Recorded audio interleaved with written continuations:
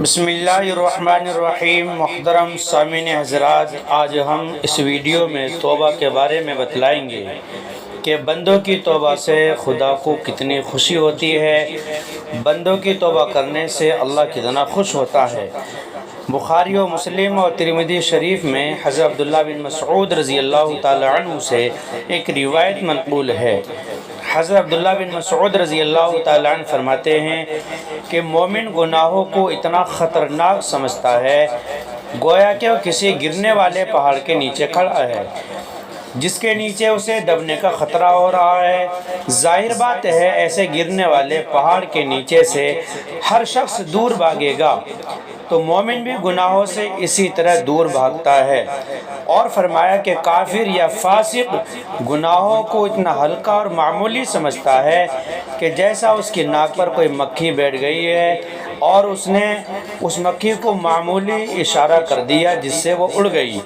حضرت عبداللہ بن مسعود رضی اللہ تعالی عنہ فرماتے ہیں کہ آپ صلی اللہ تعالی علیہ وسلم کا ارشاد ہے کہ بندوں کی توبہ سے اللہ تعالیٰ کو اس سے زیادہ خوشی ہوتی ہے جو اپنی سواری پر کھانے پینے کا تمام سامان ساتھ میں لے کر کے کہیں لمبا سفر کر رہا ہے، کہیں لمبے سفر پر جا رہا ہے اور سفر کے درمیان ایسے بے آب و گیا میدان میں پہنچا جہاں دور دور تک نہ کوئی انسان ہے اور نہ کھانے پینے کی کوئی چیز، اور یہ شخص تھکا ہارا کسی جگہ اپنی سواری کو روک کر آرام کرتا ہے، اور وہ جب بیدار ہوتا ہے تو دیکھتا ہے کہ اس کی سواری موجود نہیں ہے، حالانکہ سواری پر اس کا تمام زادِ راہ ہے، حالانکہ سواری پر ہی اس کا تمام سفر کا توشہ سامان ہے۔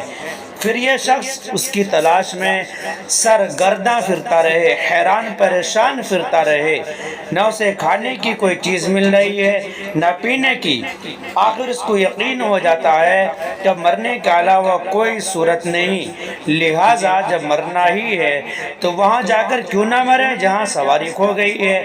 لہٰذا یہ شخص مرنے کے واسطے اس جگہ لوٹ کر آتا ہے جہاں سواری کھو گئی تھی اور مرنے ہی کے لیے وہ لیٹ جاتا ہے۔ پھر اس کو نیند آ جاتی ہے اور بعد میں پھر اس کی آنکھ کھل جاتی ہے تو کیا دیکھتا ہے کہ اس کی سواری اس کے سرانے موجود ہے۔ اب اس شخص کو جو خوشی ہو سکتی ہے سواری کے ملنے پر، اللہ تعالیٰ کو بندوں کی توبہ سے اس سے زیادہ خوشی ہوتی ہے۔